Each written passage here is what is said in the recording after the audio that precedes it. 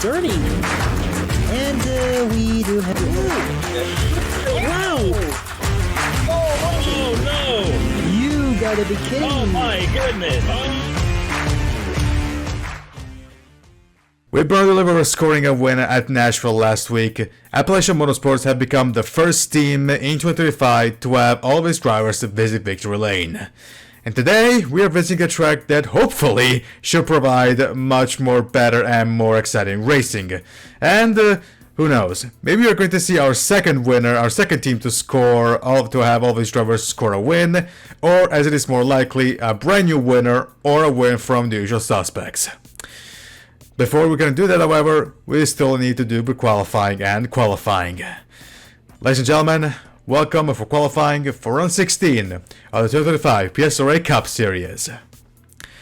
Hello everybody, my name is Alex Vitale, and welcome to Michigan International Speedway. We are at the motor capital of the world. And as we stated, last week in Nashville wasn't exactly the best of races because turns out the outside lane was still overkill. So let's hope we can have some better racing here in Michigan. But before we do that, however, we need to do pre-qualifying and qualifying. And the pre-qualifying has a bit of news, but we're going to talk about that in a little bit later. But yeah, about what happened last week, Bernardo de Oliveira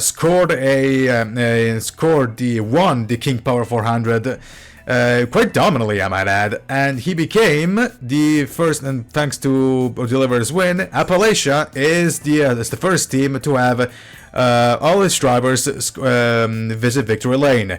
Full-time drivers, because I know somebody's going to point the 90 of Alexander Rowe. Yeah, I'm aware. If you do count the all the cars, including part-timers, then none of them have all of its drivers actually score a win. But if we count only full-timers, then yes, Appalachia is the first team to have both of its drivers score a win. And basically, of all the two-car teams, pretty much everybody now, we're all, or should I say more, all the teams that have two cars could potentially be the second team to do so. For example, Appalachia Motorsports, Nathan Stapleton's won, Ryan Little hasn't. OSC Racing, Scalatura has won, Joshua Neely hasn't. Or Aegis Motorsports, where Di Giacomo won, but Dan Johnson didn't. So if we're gonna get a second winner, a second team to have both all of its drivers win, it's very likely going to be another team with another two-car operation. But of course, we will see once we get to the race. But again, before we do that, we have to do pre-qualifying and qualifying. And as for qualifying, I would say is the usual suspects, but there's some news. That being that Carson Miller is not going to do pre-qualifying. Yes, ladies and gentlemen, Carson Miller will be in the event no matter what happens. This happens when you have one guy that actually cares in the whole team. And apparently that's something that is happening with Andrews in the World Cup Series, because apparently Christian Masters is not doing anything, but Christian Masters has done absolutely nothing. But yeah, anyway, I probably shouldn't have said that, but whatever. But yeah, Carson Miller will not be doing pre-qualifying for the first time in this entire season, I'm pretty sure. But on its place, it's going to be Aubrey Gardner. But the rest is the usual suspects. So Tanner Parton, Jack Haas, Hunter Mendoza, Samuel Oskin, and Bradley Ream. And but actually, it's been the first time for Aubrey Gardner to be in pre-qualifying in a little while. So yeah, that's a bit wild. So yeah. But there's pretty much nothing else to be said other than let's get this show on the road, shall we? And Aubrey Gardner will be the first one out on track. Aubrey Gardner back into the hell known as pre-qualifying for the first time in a little while. To the benefit of Carson Miller, as we stated before. And Asken is also leaving. There's Haas. So the two PS Motorsports cars that are involved in pre-qualifying are out. So is Haas. Mendoza is leaving. So banker lap for Gardner. And of course banker lap for Asken as well. There's Pardon leaving. The pits, of course.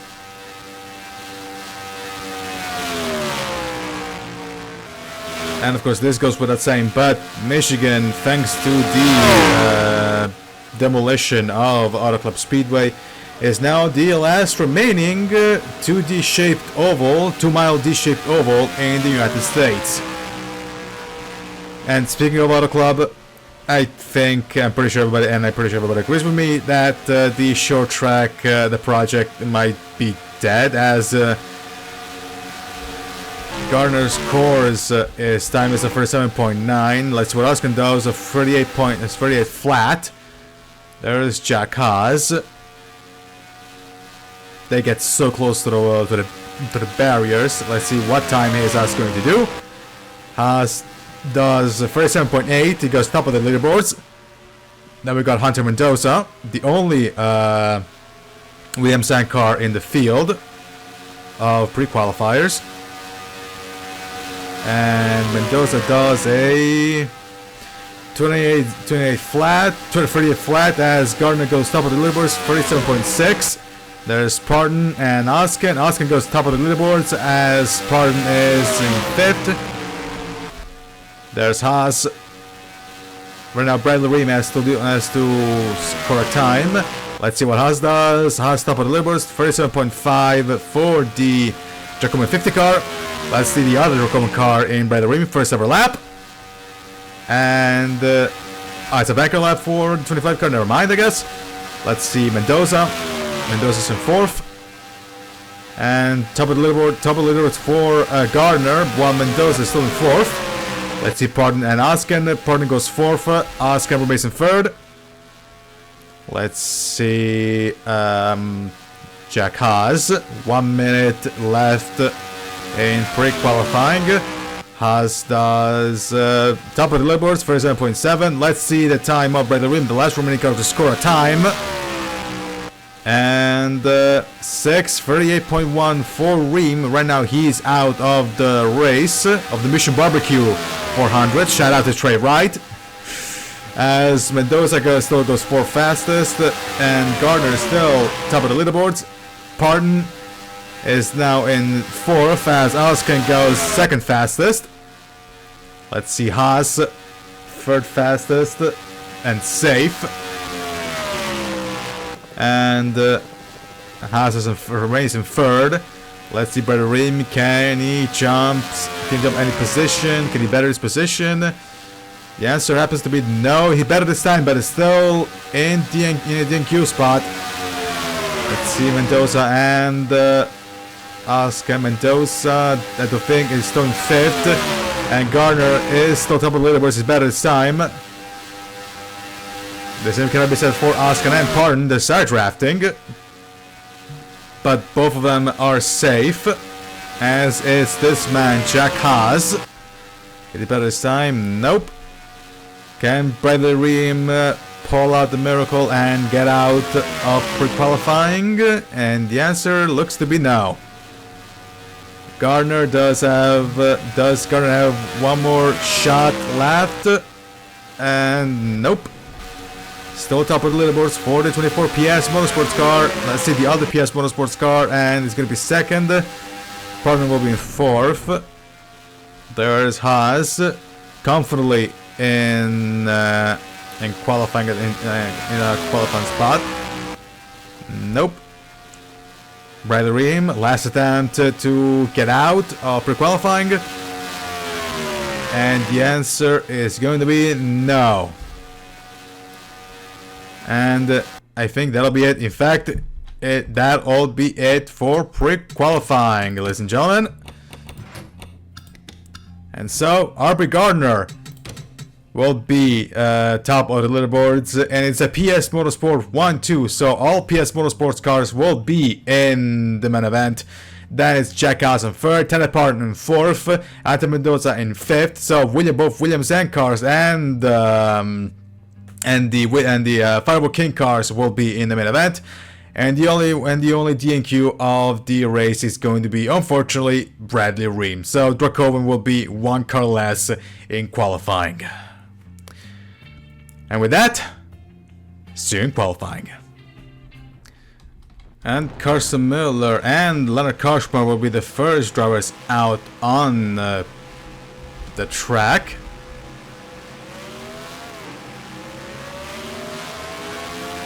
About the teams that are still one winner away, one driver away, the two car teams that are one winner away to have the all these drivers be race winners. As we stated, pretty much all the two car teams that already have a winner are the closest to become the second team. We mentioned Appalachia Motorsports. They still have Ryan Little to score a win. There's OSC Racing with Joshua Neely that has yet to score a win. Of course, as we stated, Aegis with Danny Johnson. Then I think that's all of it for the two car teams. I think that actually had a winner, because the rest has been 3 or more. And one of those free car teams is Leonard Koshmar's team in Vision Motorsport. Only Bryce Egan has just scored any win for them. Although this man finished second in Austin and looked to win the race until Egan managed to overtake him at the final few laps. But in the meantime, let's see what time is Koshmar going to do. 37.5. As more drivers leave the pits, and the Miller is going to do second, of course. There's Jeffrey Fitzgerald goes top of the leaderboards. Blaine Keys goes in third. And now Ryan Little goes top of the leaderboards. There's Ryan Little. Brandon Beal is in seventh. There's Tanner Parton. There's Tom Sloan. Gardner goes fourth fastest. Now he's fifth because Koshmar. Now Jack Haas goes top of the leaderboards. There we go. Chaos is already unfolding, and now Koshmar goes back on provisional pole position. Let's see, Bruno Di Giacomo. Di Giacomo is in. Still score a time, but now Blaine Keys is now top of the leaderboards. Managed to overtake. Never mind. Now it's Justin Perez on provisional pole position, and Charlie Davenport. Check this out. Charlie Davenport is in third. Charlie Davenport from PS Motorsports. There's Mr. Second Place, Guillermo Vidal, as Koshmar goes third fastest. You saw the 51 Zane Davidson goes third, now he's in fifth. There's Bryce Egan. We mentioned him being the only winner for Vision Motorsports, as Lilo goes second fastest. He's still in pole position. There's Justin Perez in third. There's Tom Sloan. There's Holly Anderson Jr. Charlie Davenport still in the top 10 spot. Never mind. It's been taken over by. Now it's kind of like Koshmar. It was Zane Davidson. Now it's Justin Perez on top of the leaderboard. So Workroom Jr. goes fastest.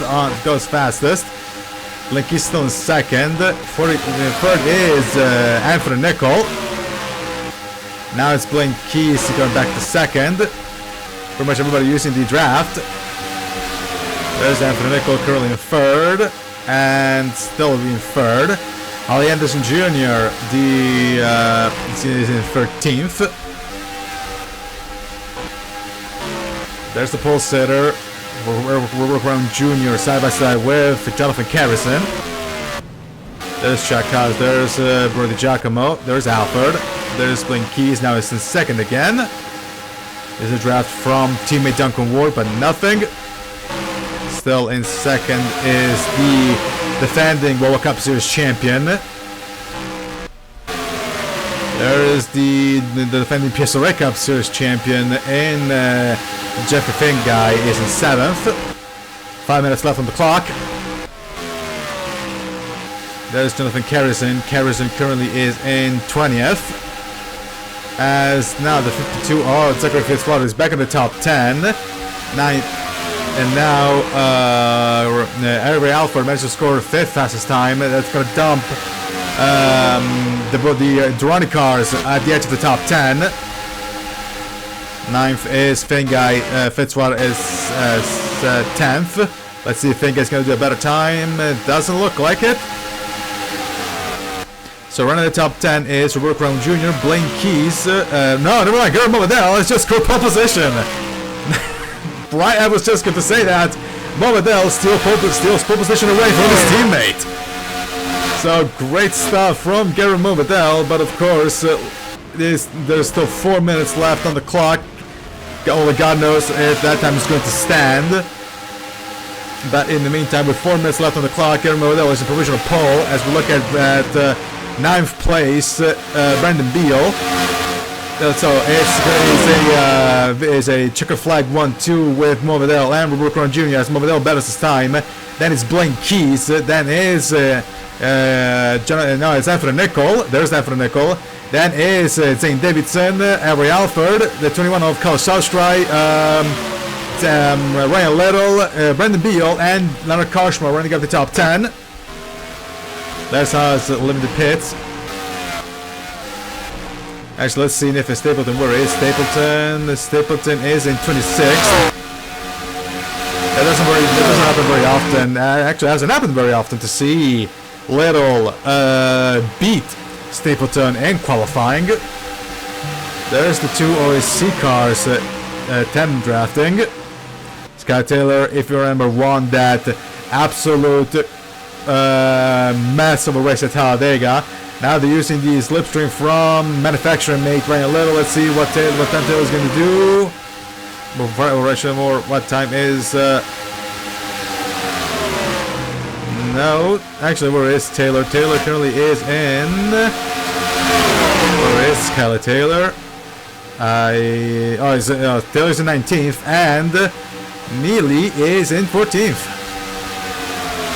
So right now, Neely is beating his teammate in Skylar Taylor. There's Zachary Fitzwater, now out of the top 10. He is in 12th. And nope, still nobody remain 12th. This time around again. There is Zane Davidson, currently is in 5th. There's Finguy. Finguy is in 11th at the edge of the top 10. He needs to be Karshmar to get in the top 10. Actually, where is Karshmar? There's a Monaco driver we haven't seen in a little while. There's Evans. There's Danny Johnson. Here's some drivers that haven't seen in a little while. There's the Bristol winner, Reggie Fogelman. Fogelman is in... where is Fogelman? Fogelman is in 23rd. Canada Alpha with Alford is currently in 6th. There's the Giacomo. The Giacomo is in... where is the Giacomo? 22nd. 1 minute and 20 left on the clock. Garrett Movadell is still on provisional pole position. As Little, you saw there, is changing tires and fuel. Probably to make another run. No, definitely to make another run. There's Bryce Egan. Egan is in 26th. There's Carson Miller. Carson Miller in his first race out of pre-qualifying. He will be in 39th. So, yeah, I mean, just the fact that he is in the main show anyway, but not to go for pre-qualifying is impressive in its own right. So, yeah. Tell pardon the auditor. I think it was last? No, it's in 38. He's in 38. Last is Samanaskan. Samanaskan is going to... actually, where is Askan? Where is Askan? Whatever, Samanaskan is... oh, there he is. There's Askan. Right now, the Swedish driver is rounding up the field alongside Miller, as we stated. And there's Philip Torres. Torres is in 30th. So, I mean, 20% fair. Torres has been, I guess I'm going to say, one of the worst performing smart motorsports cars, at least compared to Brandon Beal and at least compared to Well, that isn't fair. Justin Perez pretty much cleared both Torres, Evans, and Beal out of the park. Right now, the only one that the one that's got anywhere near its performances is Beal. Who currently is in 9th. Let's look at Nathan Nichols on 4th. No better time for the 22 Able Motorsports car. And now we are going to overtime. But if things stay as they are, it will be pole position for Gary Morvedel. And let's see if, should nothing major happen, like what happened last week in Nashville, let's see, we are going to see if Morvedel can finally convert that pole position into a win. Well, it'll be yet again at 2nd place. But in the meantime, let's look at Bernardo de Oliveira. Never mind, because qualifying is over. And drivers to your... Gary Morvedel will start the MissionBBQ 400 on pole position, and it's a checker flag 1-2 because Roberto Crown Jr. will start alongside him. Third is going to be Blaine Keys with his best performance of the year so far, and I'm pretty sure that's the case. Then is Efren Nicol, Zane Davidson, Avery Alford, Kelly Sostre, Ryan Little, Brandon Beal, and Leonard Koshmar rounding up the top 10. With Carson Miller and Steven Alsken rounding up the field. But as we stated, it's already a miracle that Miller is going to be in the race without having to do pre-qualifying first. So, credit where it's due. So, Gary Morvedel and Roberto Crown Jr. have locked up the front row for Checker Flag Motorsports.